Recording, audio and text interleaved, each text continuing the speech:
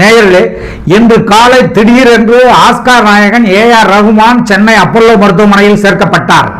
இதற்கு காரணம் என்ன? இதன் பின்னணியில் என்ன நடந்தது? பிரியாணியா, மன அழுத்தமா என்பதை பற்றி விரிவாக இந்த வீடியோவில் பார்ப்போம். வாங்க.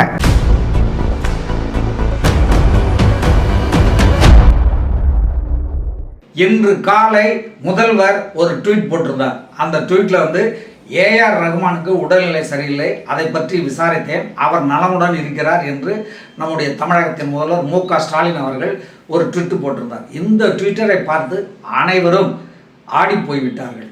அதன் பிறகுதான் ஏ.ஆர். ரகுமான் மருத்துவமனையில் அப்பல்லோவில் சேர்க்கப்பட்டிருக்கிறார் என்பதை அறிந்து அனைவரும் அதிர்ச்சி அடைந்தார்கள். இந்தியாவின் ஆஸ்கார் நாயகன் ஏ.ஆர். ரகுமான் இவர் இன்று காலை மருத்துவமனையில் அனுமதிக்கப்பட்டார் என்ற செய்தி கேள்விப்பட்டதும் உலகமே ஆடி போய்விட்டது. 1967 ஆண்டு பிறந்த திலீப் குமார் என்கிற ஏ.ஆர். ரகுமான் 1992 ஆண்டு ரோஜா படத்தின் மூலம் இசையமைப்பாளராக திரையுலகில் அறிமுகமானார். அவரை அறிமுகப்படுத்தியவர் மணிரத்னம். அதற்கு முன்பாக இவருடைய குடும்பம் மிகுந்த வறுமையான ஒரு சூழலில் இருந்தது. அம்மாவும் அப்பாவும் 2 மதங்களை சார்ந்தவர்கள். அவர்கள் இவரை ஒரு கீபோர்டு பிளேயராக ஆக்குவதற்காக முயற்சி செய்து இவரும் கீபோர்டு நன்றாக கற்றுக்கொண்டு கீபோர்டு பிளேயரானார். தன்னுடைய குடும்பத்தையே இவர் கீபோர்டு வாசித்து அதில் வருகின்ற வருவாயை வைத்து காப்பாற்றினார் என்று சொல்லலாம்.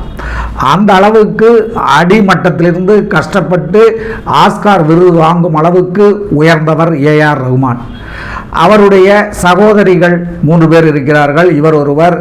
இவருடைய தாயும் தந்தையாரும் மறைந்து விட்டார்கள். இவருடைய சகோதரிகளில் 2 பேர் விவாகரத்து பெற்றவர்கள். ஏ.ஆர். ரகுமானும் விவாகரத்து பெற்றவர். இப்படி குடும்ப சூழ்நிலையால் பல மனச்சுமைகளை சுமந்து கொண்டு இருக்கக்கூடியவர்தான் ஏ.ஆர். ரகுமான். உலக அளவில் இன்று பிரபலமான இசையமைப்பாளராக திகழ்ந்து கொண்டிருக்கிறார் ஒரு தமிழ்நாட்டைச் சேர்ந்த ஏ.ஆர். ரகுமான். இந்த ஏ.ஆர். ரகுமான் ஏன் இன்னைக்கு காலையில் ஹாஸ்பிட்டலுக்கு போய் அட்மிட் ஆனார், அவருக்கு என்ன ஆச்சு அப்படின்னா இதாங்க காரணம். ஒரு கலைஞனுக்கு எந்த விதமான தாக்குதலும் வெளியிலிருந்து மன தாக்குதல் எதுவும் இல்லாமல் இருக்கணும். மன தாக்குதலுக்கு ஈடுபட்டாலே அவன் பலவிதமான நோய்களுக்கும் பலவிதமான சறுக்களுக்கும் ஆளாகிறான்.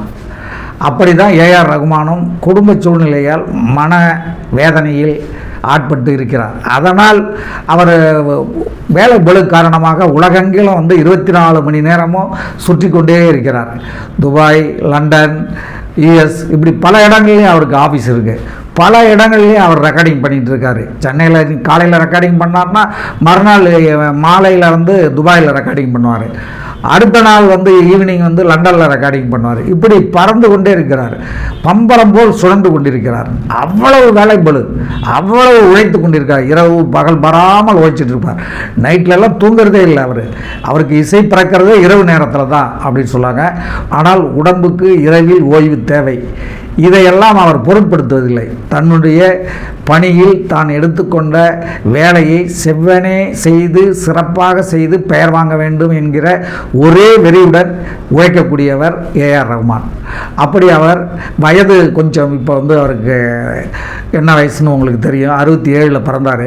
வயது முதிர்வின் காரணமாக அவர் பழைய மாதிரி ரொம்ப கடுமையாக 24 மணி நேரமும் உழைக்க முடியல.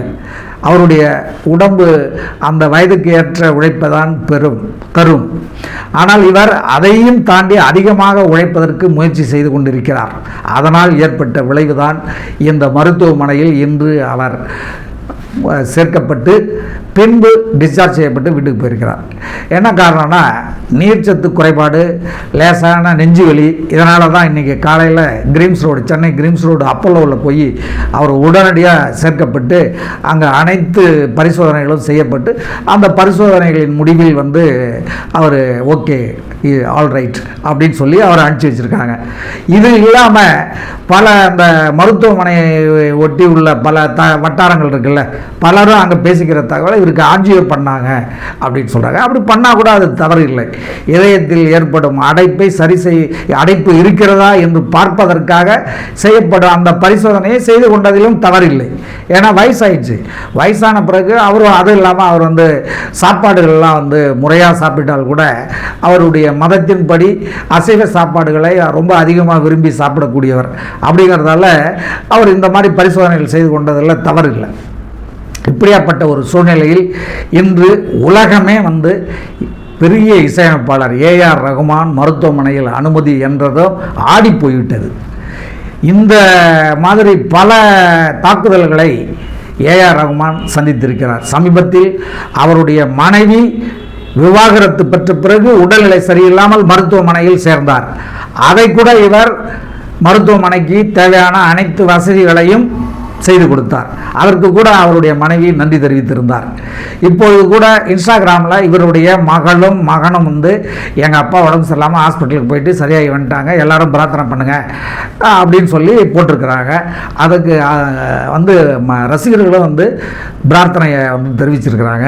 இப்படி இன்று காலை தமிழ் திரையுலகம் மட்டுமில்லாமல் உலக திரையுலகம் ஆஸ்கார் அறிந்த அத்தனை ரசிகர்களும் ரொம்ப நொறுங்கி போயிட்டாங்க. ஏஆர் ரகுமானுக்கு மருத்துவமனையில் சேர்ந்திருக்கிறார் என்று கேள்விப்பட்டதும். இந்த ஒரு மருத்துவ பரிசோதனை அவருக்கு வழக்கமான ஒன்றுதான் என்றாலும் வயது முதிர்வின் காரணமாகவும் மன அழுத்தம் பல பக்கத்தில் இருந்து அவருக்கு மன அழுத்தம் எல்லாத்தையும் வெளியில் சொல்ல முடியாது. அதனாலேயும் அவருக்கு இந்த இது ஏற்பட்டிருக்கு. எனவே அவர் எப்போவுமே இறைவனை தான் நன்றி தெரிவிப்பார். அந்த இறைவன் அவருக்கு பக்கபலமாக இருந்து அவருடைய உடல் நலத்தையும் அவருடைய நலத்தையும் பேணி காப்பார் என்பதில் ஐயமில்லை. லட்சோப லட்சம் ரசிகர்களினுடைய பிரார்த்தனையும் அவரை பேணி காக்கும்.